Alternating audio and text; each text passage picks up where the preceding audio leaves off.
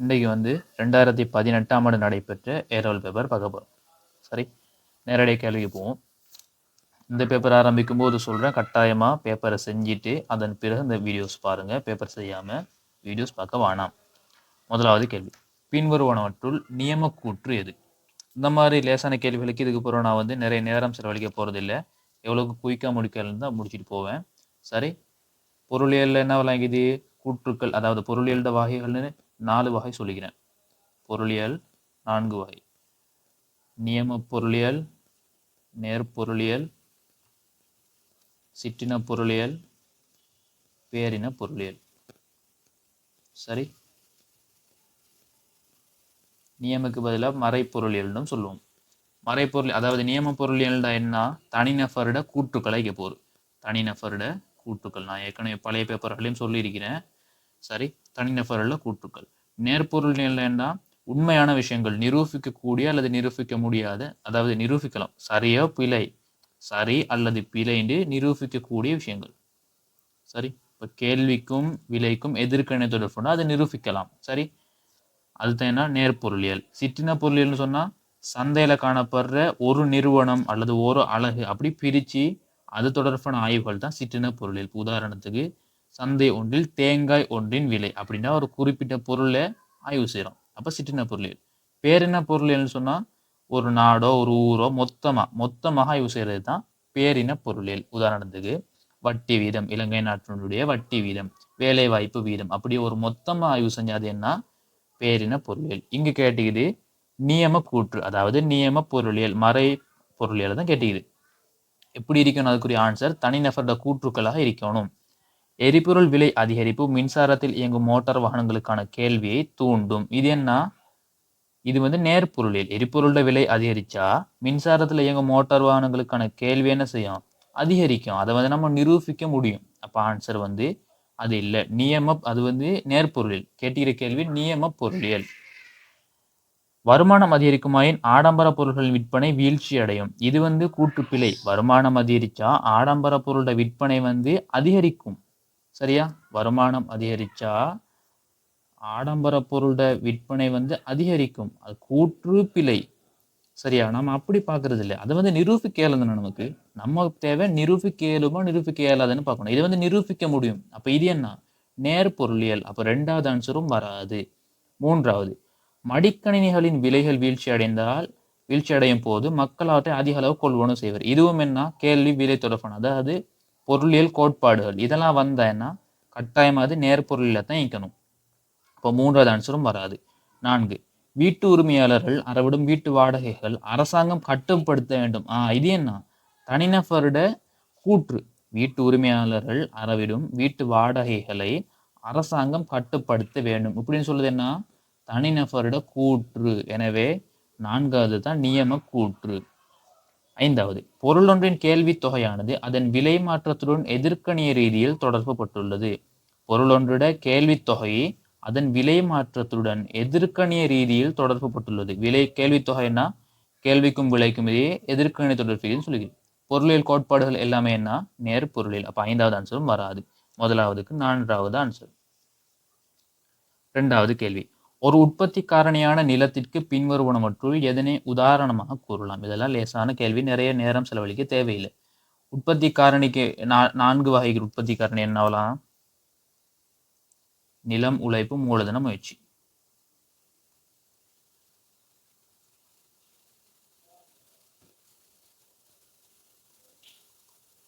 நிலத்துக்கு என்ன? காடு சொல்லலாம், அதாவது மரங்கள், இந்த மாதிரி இயற்கையிலேருந்து கிடைக்கிறது. உழைப்புக்கு என்ன? ஊழிய மணித்தியாலங்கள், ஊழியரிட அந்த நேரம். மூலதனம் என்ன? பொருட்கள் சேவைகள் உற்பத்தி செய்யறதுக்கான இயந்திரங்கள், உபகரணங்கள், கருவிகள்லாம் மூலதனம். முயற்சினா முயற்சியாண்மை, எல்லாத்தையும் ஒன்று சேர்க்கிற அந்த தனிநபரோ அந்த ஒரு நிறுவனமோ முயற்சியாண்மைக்கு வரும். இப்போ இங்கே கிடைக்கிற நிலத்திற்கு உதாரணம் மாகம்பர துறைமுகம். துறைமுகம் என்ன? அது ஒரு மூலதனம், பொருளாதார பொது செயற்பாட்டு மூலதனம் அப்படின்ற வகைக்குள்ள வரும். 2வது, தெற்கு அதிவேக நெடுஞ்சாலை, அதுவும் என்ன? மூலதனம். விக்டோரியா அணைக்கட்டு, அதுவும் என்ன? ஒரு மூலதனம். அம்பேவல பாட்பண்ணை, அதுவும் மூலதனம். பாசிக்குடா கடற்கரை, இது இயற்கையால உள்ள ஒரு விஷயம். அப்போ இயற்கை விஷயங்கள் என்னத்துக்குள்ள வரும்? நிலத்துக்குள்ள வரும். அப்போ 5வது தான் ஆன்சர். பாசிக்குடா கடற்கரை தான் நிலத்துக்கு உதாரணம்.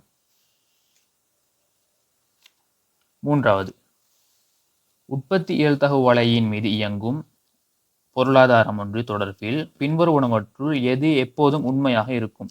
உற்பத்தி இயல்தகு வலையின் மீது இயங்கும். உற்பத்தி இயல்தகு வலை என்னன்னா ஒரு தொழில்நுட்பத்துக்கு கீழே தரப்பட்ட வளங்களை வச்சு உற்பத்தி செய்யக்கூடிய இரு பண்ட சேர்க்கைகளோட அளவை காட்டுற வளைவு தான் உற்பத்தி இயல்தகு வலை. இந்த வலையில உற்பத்தி இயல்தகு வலையில இதுல ஒரு பொருளாதாரம் இயங்குன்னு சொன்னா கட்டாயம் அது என்ன? உற்பத்தி திறன் கொண்டிருக்கும். உற்பத்தி திறன் கொண்டிருக்கும். சரி, உற்பத்தி திறன் தான் என்ன? ஈக்கிற எல்லா வளங்களையும் பயன்படுத்தி உச்சமான வெளியீட்டை பெற்றுக்கொள்வது தான் உற்பத்தி திறன். ஈக்கிற எல்லா வளங்களையும் பயன்படுத்தி அதிக அளவு உற்பத்தியை பெற்றுக்கொள்வது தான் உற்பத்தி திறன். 2 வகையான திறன்கள் ஒன்று முதலாவது உற்பத்தி திறன், 2வது வள ஒதுக்கீட்டு திறன். வள ஒதுக்கீட்டு திறன் எப்போ வரும்? எல்லை செலவும் எல்லை நன்மையும் சமனாகும் போது தான் வள ஒதுக்கீட்டு வினைத்திறன் வரும். வள ஒதுக்கீட்டு வினைத்திறன் நம்ம உற்பத்தி வலையில இயங்குறத வச்சு சொல்லலுமா? சொல்ல இயலாது. இது பேசிக் தியரி. சரி, உற்பத்தி திறன் எப்படி?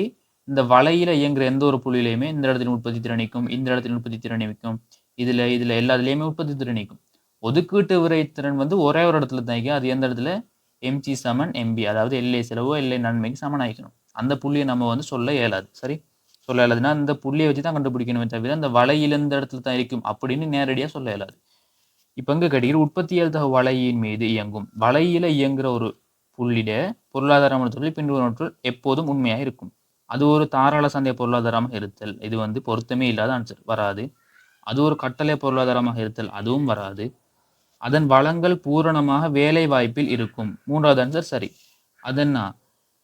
வலையில இயங்குனா அதுல உற்பத்தி வளங்கள் என்ன? பூரண வேலை வாய்ப்பு. அதுல வேலையின்மைன்னு ஒண்ணு இருக்காது. வேலையின்மை இருந்தா புள்ளி எப்படி இருக்கும்? புள்ளி பிடிக்கும், ஒரு கெப்புன்னு இருக்கும். வேலையின்மைனா வளங்கள் பயன்படுத்தப்படாமைன்னு அர்த்தம். அதுவே கோட்டுல புள்ளி இருந்தா எல்லா வளங்களும் பயன்படுத்தப்பட்டுன்னு அர்த்தம். அப்ப 3வது தான் சரியான ஆன்சர். 4, அது உற்பத்தி வினைத்திறனை பெற்றுள்ள போதிலும் வளங்களின் ஒதுக்கீட்டு வினைத்திறனை அதனால் எவ்விதத்திலும் அடைய முடியாது அப்படின்னு சொல்லலுமா? சொல்லலாது. அதுவே இப்படி வந்தீங்கன்னா சரி. அது எப்படி? அது உற்பத்தி வினைத்திறன் பெற்றுள்ள போதிலும் வளங்களின் ஒதுக்கீட்டு வினைத்திறனை கூற முடியாது அப்படின்னு ஆன்சர் வந்தீங்கன்னா அதை கொடுக்கலாம். எவ்விதத்திலுமே அடையவே முடியாதுன்னு சொல்லலுமா?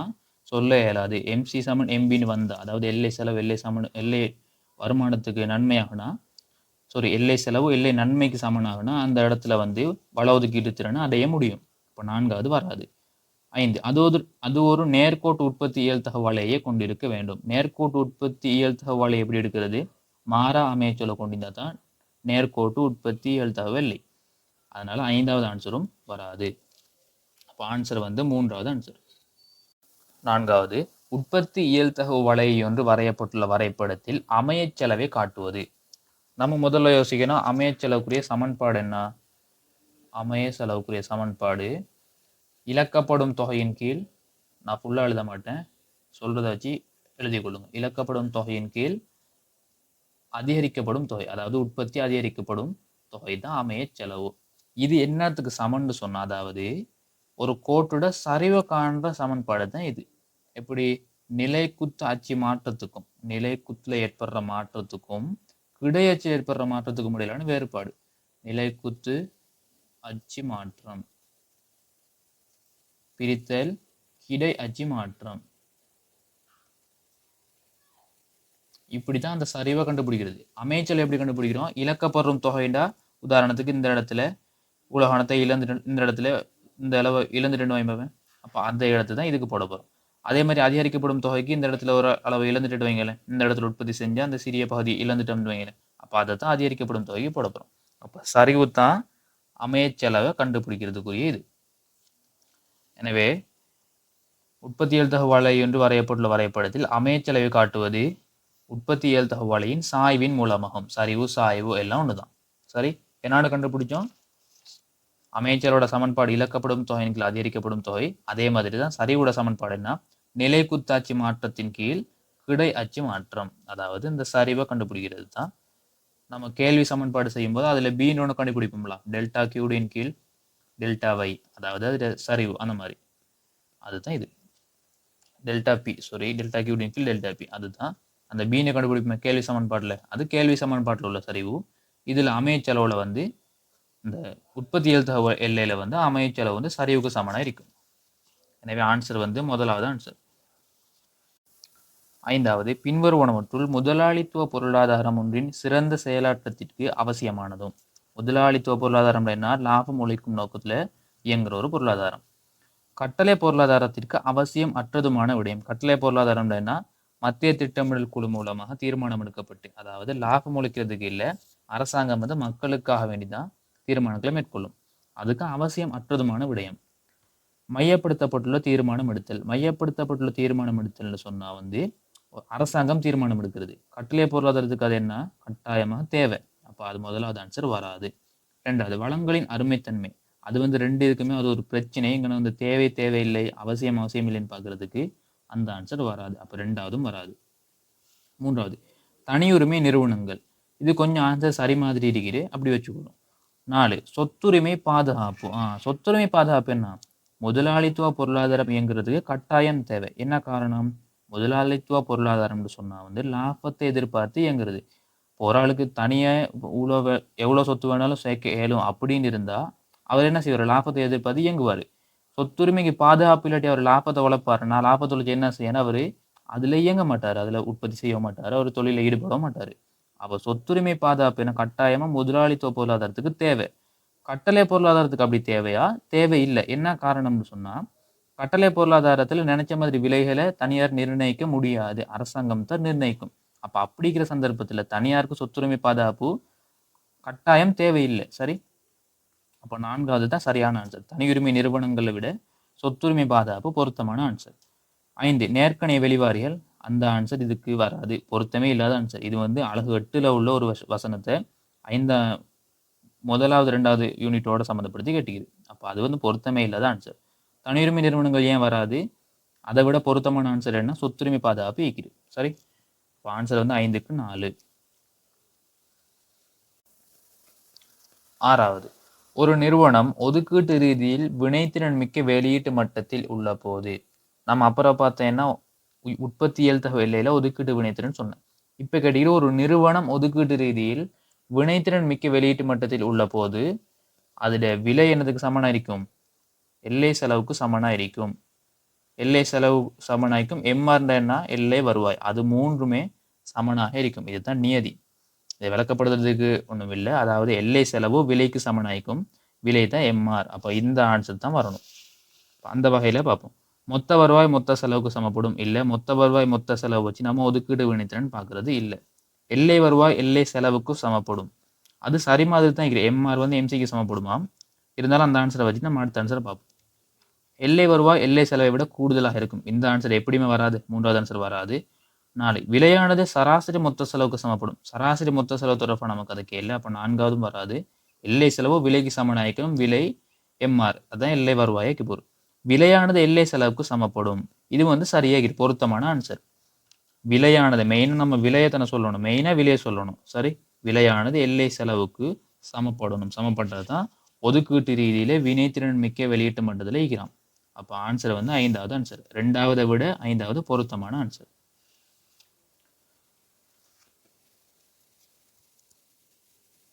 7வது, ஏனைய காரணிகள் மாறாத நிலையில் எக்ஸ்பொருளுக்கான விலை வீழ்ச்சி அடைந்தால் எக்ஸ்பொருளுக்கான சந்தையில் பின்வருவனவற்றுள் எது பெரும்பாலும் நிகழக்கூடும்? என்ன கேட்டுக்குது? எக்ஸ்பொருளுக்கான விலை வீழ்ச்சி அடைந்தால். நான் இதுக்கு முன்னுக்கு இல்லாட்டி 2020 பேப்பர்ல இந்த மாதிரி கேள்வி நினைக்கிறேன். விலை தொடர்பாக கதைச்சிருந்தா கேள்வியோ அல்லது நிரம்பலோ, கேள்வி அல்லது நிரம்பல், தொகை தான் மாற்றம் அடையும். சரி, கேள்வியா இருந்தாலும் சரிதான், நிரம்பலா இருந்தாலும் சரிதான், தொகை மாற்றம் அடையும். அதுவே விலை தவிர்ந்த ஏனைய காரணியா இருந்தா, விலை தவிர்ந்த ஏனைய காரணி, கேள்வியா இருந்தாலும் சரிதான், நிரம்பலா இருந்தாலும் சரிதான், வலை மாற்றம் அடையும். சரி, நீங்க கேள்வி நீட்டம், கேள்வி ஒடுக்கம், கேள்வி அதிகரிப்பு, கேள்வி குறைவு, அதே மாதிரி நிரம்பல் அதிகரிப்பு, நிரம்பல் குறைன்னு படிச்சுப்பீங்களே, அந்த தியரி தான் எங்கன. விலை தொடர்பாக கதைச்சிருந்தா என்ன? நிரம்பலோ கேள்வியோ தொகை மாற்றம் ஏற்படும். விலை தவிர்ந்த ஏனைய காரணி தொடர்பாக கதைச்சிருந்தா வலை அதிகரிக்கும். அதாவது வலை இடது பக்கம் போகும் அல்லது வலது பக்கம் போகும். அதை விலை தொடர்பாக கதைச்சிருந்தா புள்ளி மேலிருந்து கீழ் வரும் அல்லது கீழிருந்து மேலாகும். கேள்விக்கும் சரி நிரம்பலுக்கும் சரி. இப்போ நம்ம அதை வச்சு தான் ஆன்சர் எடுக்கணும். இப்போ எங்கே கேட்டீங்க எக்ஸ் பொருளுக்கான விலை வீழ்ச்சி அடைந்தால், விலை வீழ்ச்சி அடைந்தா அப்போ ஷுவராக என்ன நடந்திக்க ஒன்று தொகையை பற்றி தான் கதைக்கணும். கேள்வியாக இருந்தாலும் சரி நிரம்பல் இருந்தாலும் சரி. சரி அப்போ வலை தொடர்பாக கதைக்க கூடாது. எக்ஸ் பொருளின் நிரம்பல் வீழ்ச்சி அடையும். நிரம்பல் வீழ்ச்சி அடையும் என்னன்னா நிரம்பல் வலை இடது பக்கம் போகிறது. சரி நிரம்பல் வலை இப்படி இருக்கிற நிரம்பல் வலை இப்படி இடது பக்கம் போகிறதுக்கு பேர் தான் என்ன நிரம்பல் வீழ்ச்சி அடைதல்னு சொல்கிறது. அப்போ முதலாவது ஆன்சர் வராது. ஏன் விலை தன்னை காய்ச்சிக்கிற அப்போ விலை தவிர்ந்த காணி காய்ச்சிதா தான் முதலாவது ஆன்சர் வரப்போகுது. விலை காய்ச்சிருந்தா நிரம்பல் தொகை தான் வரும். ரெண்டாவது எக்ஸ் பொருளின் கேள்வி அதிகரிக்கும். கேள்வி அதிகரிப்பு வருமா? வராது. கேள்வி அதிகரிப்புண்டா கேள்வி கோடு வலது பக்கம் நகரப்படுகிறது. கேள்வி வலை நகருமா? விலை மாற்றம் ஏற்பட்டா நகராது. அப்போ ரெண்டாவது ஆன்சரும் வராது. மூன்றாவது ஆன்சர் எக்ஸ் பொருளின் கேள்வி வீழ்ச்சி அடையும். வராது. ஏற்கனவே மேலே விளக்கப்படுது நம்ம தான். கேள்வி கோடு இடது பக்கம் வருமா? வராது. வலையில மாற்றம் ஏற்படாது. நான்காவது எக்ஸ் பொருளுக்கான கேள்வி தொகை அதிகரிக்கும். அந்த இடத்துல கொஞ்சம் கவனமா பார்த்துக்கணும். கேள்வி தொகை அதிகரிக்குமா? கேள்வி கோடு பிடிக்குது. கேள்வி தொகை அதிகரிப்புனா என்ன? இப்படி ஏ புள்ளியில் இருக்கிறது பி புள்ளிக்கு போகிறது. கேள்வி தொகை அதிகரிக்கிறது. ஆரம்பத்தில் கணக்கில் 50ன்னு சொன்னால் இப்போ கேள்வி தொகை 100 போகுது. என்ன நடந்திக்க? விலை குறைவடைந்தா விலை 10லேருந்து 5 மாறிந்தா அலகுகள் என்ன செஞ்சு போகுது? தொகை அதிகரிஞ்சிக்க போகுது. இப்போ இங்கே கேட்டீங்க விலை வீழ்ச்சி அடைந்தால் சந்தர்ப்பத்துக்கு பொருத்தமாக தான் இருக்குது. விலை வீழ்ச்சி அடைந்தால் அதாவது 10லேருந்து 5 ஆகுனா கேள்வி தொகை என்ன செய்ய போகுது? அதிகரிக்க போகுது. அப்போ ஆன்சரை வந்து சரி. நான்காவது ஆன்சர் சரி. 5 எக்ஸ் பொருளை நிரம்பல் தொகை அதிகரிக்கும். நிரம்பல் தொகை அதிகரிக்கணுமா? என்ன நிரம்பல் விதி என்ன? விலை அதிகரிக்கும் போது நிரம்பல் தொகை அதிகரிக்கும். அதுவே விலை குறையும் போது நிரம்பல் தொகை குறைவடையும். சரி இதுதான் நிரம்பல் கோடு. இப்படி நிரம்பல் அதிகரிக்கணுமா இருந்தா விலை என்ன செஞ்சுக்கணும்? நிரம்பல் கணக்கில் 50லேருந்து 100 போகணுமா இருந்தா விலை 10லேருந்து 20 அதிகரிச்சிக்கணும். அப்போ விலை அதிகரிப்பு ஏற்பட்டால் தான் என்ன நிரம்பல் அதிகரிக்க போகுது. இங்கே இந்த இடத்துல வந்து விலை குறைவடையுது. குறைவடைஞ்சா தொகை என்ன செய்யும்? அதிகரிக்கும். அப்போ ஆன்சர் வந்து நான்காவது ஆன்சர். மூணுமே வராது. வலையிட இதை சொல்லிக்குது. அதாவது நிரம்பல் வீழ்ச்சி அடைந்தா நிரம்பல் வலை இடது பக்கம் நகர்வடையும். அப்போ அது தொடர்பாகிறதெல்லாம் முதல் 3 ஆன்சரும் வராது. 5வது ஆன்சர் வராது. என்ன காரணம்? நிரம்பல் தொகை அதிகரிக்கணுமா? இந்த விலை என்ன செஞ்சுக்கணும்? அதிகரிச்சு இருக்கணும். விலை வீழ்ச்சி அடைந்தால் நிரம்பல் தொகை வீழ்ச்சி அடையும். அப்போ 4வது தான் பொருத்தமான ஆன்சர். 8வது கேள்வி வலை ஒன்றை வரையும் போது கை கொள்ளப்படும் எடுக்கோள். லேசான கேள்வி நீங்க வரைவிலக்கணம் பார்த்தாலே அதிலே தெரிஞ்சிக்கும். கேள்வி வலைக்கு என்ன செய்வோம்? ஏனைய காரணிகள் மாறாத போது, விலை தவிர்ந்த ஏனைய காரணிகள் மாறாத போதுன்னு ஒரு எடுக்கோளை வச்சு தான் வரைவிலக்கணமே நம்ம சொல்லுவோம். அப்போ ஆன்சர் இது வரப்போரு கேள்வியை பாதிக்கும் விலை தவிர்த்த ஏனைய காரணிகள் நிலையாக உள்ளன என்பதாகும். நிலையாக உள்ளன என்ன? ஏனைய காரணிகள் மாற இல்லை. இது லேசான கேள்வி. மற்ற விலையெல்லாம் வாசிக்க கூட தேவையில்லை. விலை வீழ்ச்சி அடையும் போது கேள்வி தொகையானது எப்போதும் அதிகரிக்கும். அது வராது. விலை வீழ்ச்சி அடையும் போது எப்போதுமே கேள்வி தொகை அதிகரிக்குமா? அதாவது நம்ம எடுக்கோளுக்கு அதை எடுப்போமா? எடுக்க மாட்டோம். விலை வீழ்ச்சி அடையும் போது கேள்வி தொகையானது எப்போதும் வீழ்ச்சி அடையும். விலையில் ஏற்படும் மாற்றங்கள் நிரம்பலில் செல்வாக்கு செலுத்தாது. சம்பந்தமே இல்லாத ஆன்சர்ஸ். நம்ம கேள்வி வலை ஒன்றை வரையும் போது எடுக்கிற எடுக்கோள் என்ன? கேள்வியை பாதிக்கும் விலை தவிர்ந்த ஏனைய காரணிகள் நிலையாக உள்ளன. நம்ம கேள்விக்கு வரைவிலக்கணம் என்ன சொல்லுவோம்? ஒரு சந்தையில் கேள்வியை தீர்மானிக்கும் விலை தவிர்ந்த ஏனைய காரணிகள் மாறாத போது அப்படின்னு தான் எடுக்கோள். அதுதான் ஆன்சர். 8க்கு 5வது ஆன்சர். 9வது சந்தையில் ஒரு பொருளுக்கான நிரம்பல் தொகை மற்றும் கேள்வித்தொகை ஆகியன முறையே சமன்பாடுகள் தந்திகிறது. நிரம்பல் சமன்பாடு, கேள்வி சமன்பாடு எனவும் தரப்பட்டுள்ளன. இங்கு P என்பது அலகு விலை ரூபாவில் ஆகும். இப்பொருளுக்கு விதிக்கப்படும் உற்பத்தி மீதான வரியில் ஏற்படும் ஒரு மாற்றம் காரணமாக நிரம்பல் வலை QS -36 P என மாற்றமடைகிறது. வரியில் ஏற்படும் இம்மாற்றம் சமநிலை விலையை எவ்வாறு பாதிக்கும்? இதை எப்படி கண்டுபிடிக்கிறதுன்னு சொன்னா ஆரம்பத்துல சமநிலை விலை எவ்வளோன்னு கண்டுபிடிக்கணும்.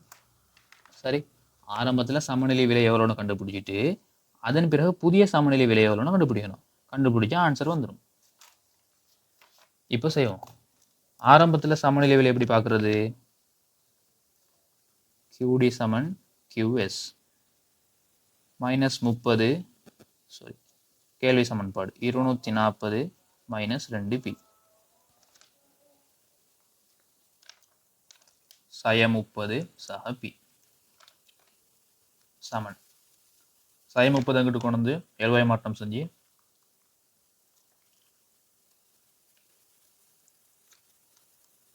270 சமன் 3p. எனவே p சமன் எவ்வளோ 90 ரூபாய்.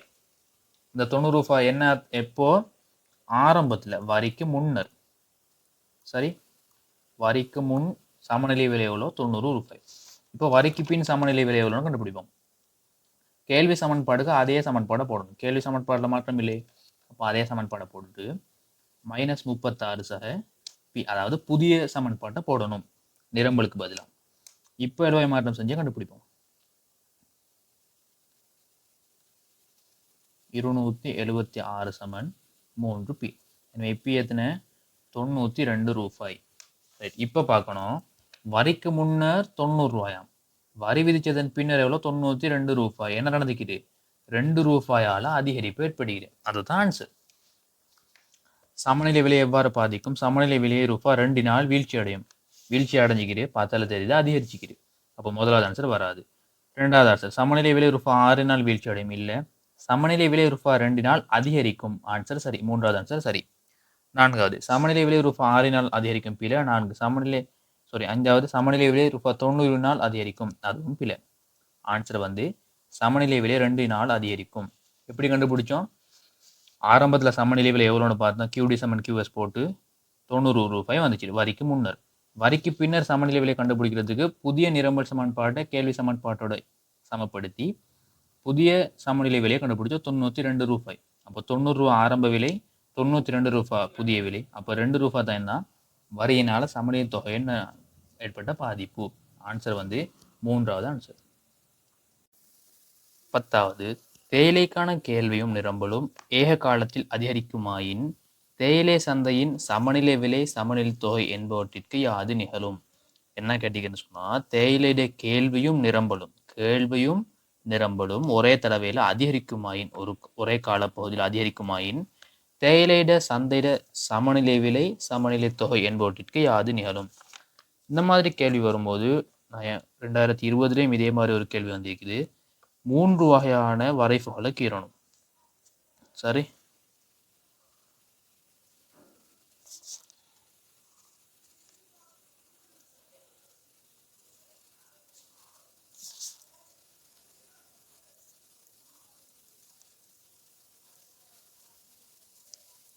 மூன்று வகையான சமநிலை கொண்ட வரைவுகளை கீறணும்.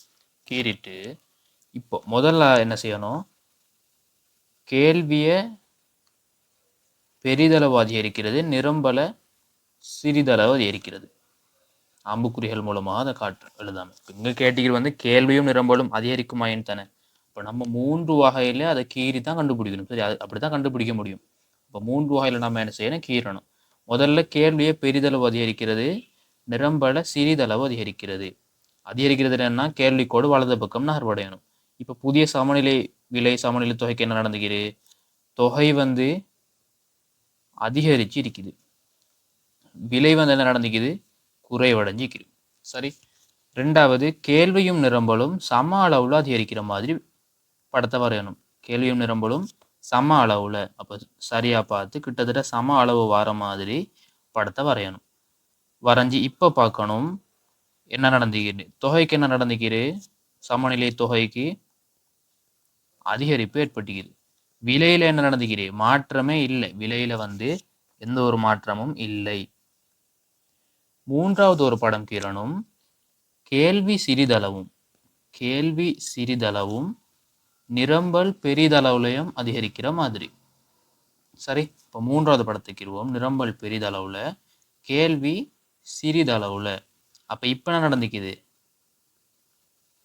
சமநிலை விலை குறைஞ்சிக்கிது, தொகை என்ன நடந்துக்கிது அதிகரிச்சு இருக்குது. அப்போ விலை குறைஞ்சிக்கிது, தொகை அதிகரிச்சு இருக்குது. அப்போ 3 சந்தர்ப்பங்கள்லையுமே தொகைக்கு என்ன நடந்துக்கிது அதிகரிப்பு தான் ஏற்பட்டுக்குது. விலை வந்து குறைஞ்சிக்கிது, மாற்றம் இல்லாம இருந்துக்கிது. அப்போ அதை வச்சு நம்ம என்ன சொல்லணும், ஆன்சரை சொல்லணும். முதலாவது விலை அதிகரிக்கும், தொகை அதிகரிக்கும். விலை அதிகரிக்குது, அதே மாதிரி விலை குறைவடையும் செய்யுது. ஸோ மாற்றம் இல்லாமையும் இருக்குது, குறைவடையும் செய்யுது. சரி, இந்த இடத்துல வந்து புதிய சமநிலை வந்து இப்படி வரும். சரி, நான் ஆரம்பத்தில் இருந்த பிள்ளை புதிய சமநிலை இந்த இடத்துல வரும். விலை வந்து இந்த இடத்துல அதிகரிச்சுக்கிறு, தொகையை அதிகரிச்சுக்கு தான் இருந்துக்கிறு. சரி, தொகை அதிகரிச்சுக்கிறு, விலையும் அதிகரிச்சு இருக்குது. அப்போ நம்ம முடிவுக்கு என்ன வரலாம்? தொகை வந்து கட்டாயமா அதிகரிச்சு ஆகணும்.